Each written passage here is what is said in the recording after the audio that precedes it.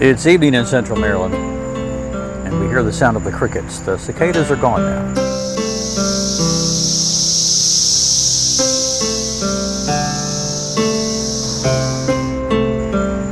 The normal sound on the evening here.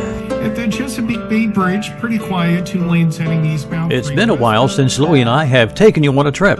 It's been one crazy year and a half for all of us. Across the country, we had fireworks. Though not everywhere, we managed to have a chance to celebrate our nation's Independence Day on July 4th in select cities and towns. We did our best to show you the beauty of life that's all around us.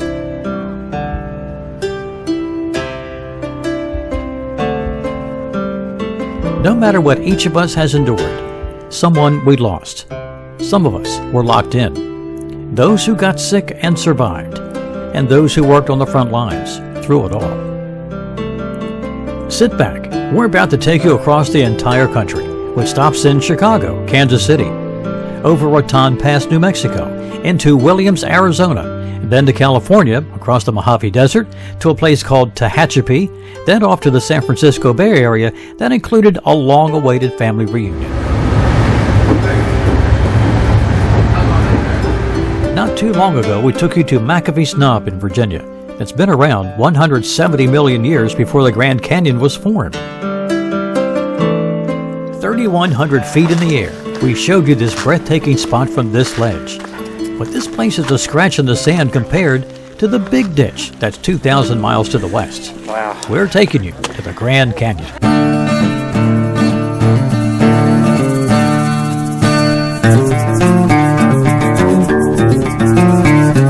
We'll share 2 days here with you and share the best reason to wake up at 5 a.m. A sunrise that will grab your heart. Over 280 miles long, it's 15 to 18 miles to the other side, and it's 1 mile deep.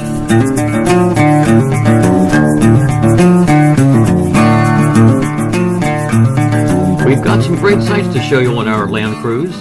By plane, train, bus, and something called BART. And along the way, a run-in with a familiar face on these travel videos.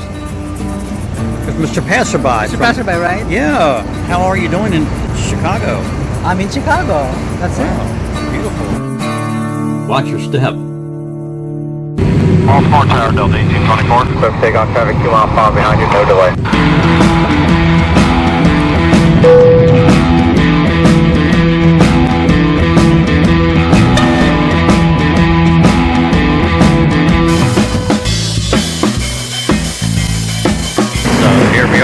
And first big day when we can get out and on the countryside, right? Yes. The city side. Here we go.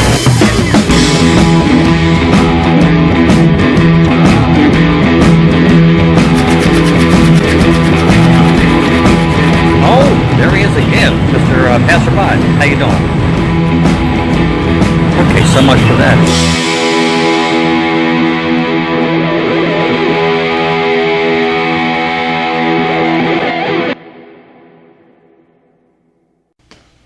One, two, 1, 2, 3, 4. Wow, the Grand Canyon is the big ticket in this journey.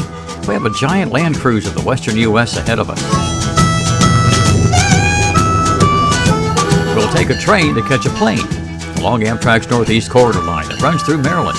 There's the MARC commuter service providing local station stops.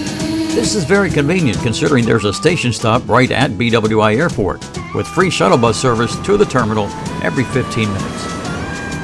Our flight goes from BWI, Baltimore Washington International Airport, to Chicago's Big O'Hare Airport. Now, many of you watching know me for keeping up with bad and severe storms. Our trip begins with severe weather, the remnants of Hurricane Elsa. It's inching its way closer to the airport here in Baltimore. Our 9 p.m. flight, one of the last to Chicago, might be delayed or canceled. And we have an overnight train in Chicago going to Arizona, leaving tomorrow afternoon. Reservations all down the line, made for the next 10 days. One canceled part of the trip here, and the rest of the reservations will not connect. For now, all eyes are on the weather and this plane. Cliff takeoff 3 left. Elsa got close, but not close enough to ruin things. And we made it, an on-time arrival in Chicago at 10:30 that night. A good night's rest ahead in the Windy City, and a 4-block walk to Union Station to catch the Southwest Chief. A long-distance train ride with 2 overnight stays in a private room. Good morning, everybody. Broadcasting from downtown Chicago, Illinois. We're here along the canal, and there's Mr. Passerby. Mr. Passerby, right? Yeah. That's me. People have been, hold the camera still. People have been waiting to see you. I know. How are you doing in Chicago? I'm in Chicago. That's it. Wow, it's beautiful. So look, we're going to walk down to Union Station, which is just a few blocks, and we'll see you again shortly. Now, we could have walked a few blocks to the Sears Tower. The 108-story building offers a breathtaking 360 view of Chicago. I've been up there before and wanted to show Louie this great view. But we firmly agreed on getting a full night's rest, sleeping in a little late, and breaking out of the hotel around 12 noon for the short walk to Union Station. Opened in 1925, the Great Hall of Union Station is a room that stands 110 feet high, with marble floors, Corinthian columns, and brass lamps. At one time, no less than 6 railroads brought their passenger trains here. Amtrak took over most of the country's passenger trains on May 1, 1971. And when traveling from coast to coast, you'll change trains in Chicago. There are local commuter trains coming and going as well, provided by Metra, and bus services here as well. One of the perks of having a sleeping accommodation on any Amtrak long-distance train is exclusive access to the Metropolitan Lounge, complimentary snacks, beverages, and coffee. Although I'm wondering, is coffee another beverage or just something to put on that list of things that we need? As we enjoyed the lounge, trouble was unfolding down the line in Marceline, Missouri, and we were informed of a freight train derailment that occurred Thursday night. The Burlington Northern Santa Fe freight train went off the rails and blocked the BNSF Transcon main line. With 35 cars scattered all over the 2 tracks, this meant we would be bused by an executive motor coach to Kansas City. Sleeping car passengers would take the first bus. Coach patrons would follow an hour later on a second bus. Though I'm a retired Amtrak onboard service crew member and conductor, and maybe what I say might be biased, but I'm here to say everyone was treated great. Amtrak loaded as much bottled water and snacks as you could fit on that motor coach. I even got a lot of us to laugh when I mentioned, hey, we moved up. And we looked down and I said, we've got hardwood floors. Miss Frida, Amtrak service rep, rode the entire 9-hour trip to Kansas City with all of us, assisting with answering questions and providing a phone for anyone who needed it. Our driver was a seasoned professional, and he kept all of us in a good mood with his introduction. And we have Miss Frida, who is a supervisor on this coach. So she's going to be, if you got any questions, direct them to her. Don't ask me, I don't know nothing. I don't know nothing, I'm telling you. Right, she's going along with you guys on the train, so she can help you with any of your information you need from that on as far as the train is concerned. I just want to just familiarize you with the coach. So, and if you had movies, you could bring them up, but I could put them on for you, but I don't know. Quickly, Louie notices the price of gasoline in Chicago for July 2021. But just sit back, relax. I'm going to try to get you down to Kansas City as soon as I can, and as safely as I can. So just sit back, relax, and enjoy your ride. We're ready. Everybody's in a good mood, and the main reason for this road trip was to show Louie the USA beyond Maryland. We have a cross-country train to catch, the Grand Canyon, and family to see in California. Kansas City by midnight, and a full breakfast in the morning on the train.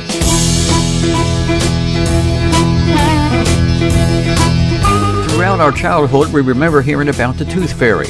For every one of our baby teeth we lose, we'd gain a quarter under the pillow the next morning. On this land cruise, it seems the bad weather fairy has found us once again. Our driver James is aware of the active tornado warnings moving in from our right. So tired of crying, but I'm out on the road again. I'm on the road again. Missouri and Kansas are states known for tornadic storms. With firm hands on the wheel, the goal is to keep moving westerly and have the bad weather cross over behind us. We're determined to make Kansas City by midnight. As much as it was a good plan, our driver stayed focused, but the storm had its own plan. It intensified. After dodging hailstones, side winds, and sometimes dropping our speed for safety, we made it to Kansas City Union Station by 1 a.m.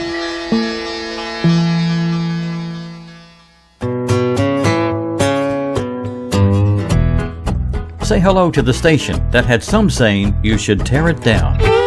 Built in 1914, it was the second largest train station in the country. 680,000 travelers passed through its doors in 1945. 24 railroads were involved in its creation.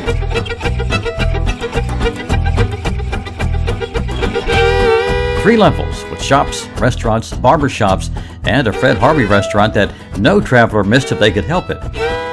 But we as proud Americans fell in love with the car by 1955, and we forgot about taking the train almost instantly. And by the 1960s, though we loved traveling, we did it with another machine, and every train station in America became a ghost of itself, including Kansas City Union Station. The railroads got out of the money-losing passenger train business on May 1st, 1971, when Amtrak was formed. But the damage was done. This beautiful building became nearly abandoned. And over the years, Amtrak resorted to using an inflatable balloon to serve as a waiting area to help offset the cost of heating and air conditioning. Pieces and chunks of the ceiling fell to the lobby floor, and Amtrak had enough. They left the building in 1985. A lobster restaurant left around 1989. From there, this station was empty, and the talk of total demolition gained momentum. 10 years later, Union Station was saved by the citizens of Kansas City. They passed a 1/8 cent tax to partially fund the building's restoration. That effort began in 1997, and in 1999, it was completed. What is remarkable about this grand story is that Kansas City Union Station survives and thrives today from money taken at the front door. It is home to Science City, a history museum, and is the cultural center for the city and the region. Here you'll learn that many men went to war years ago, and many did not come back. And this station never forgets that their journey to a war started here. When a railroad such as Kansas City Southern helped in the construction and donation of the pedestrian bridge out back, and when you see a picture like this, you can see that saving this station, this building, is meaningful in many ways.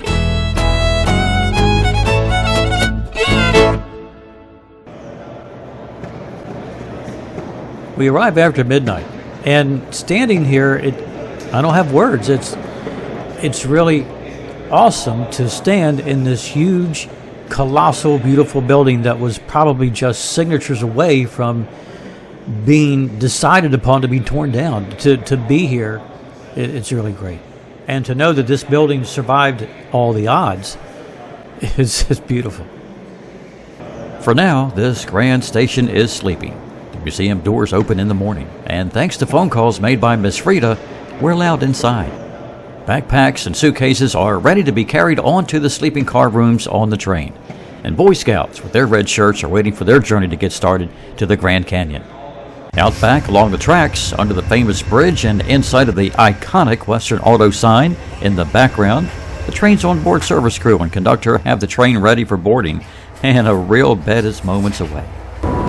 Back out on the road, and the second bus got caught in the thickest part of that storm east of Kansas City, and their trusty driver continuing at 20 miles per hour for several miles just to get to the station. But we all made it here.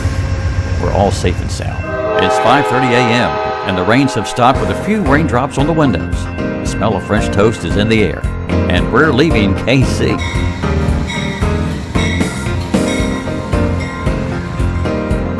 The first order of business is to get out of bed and head to the dining car for breakfast.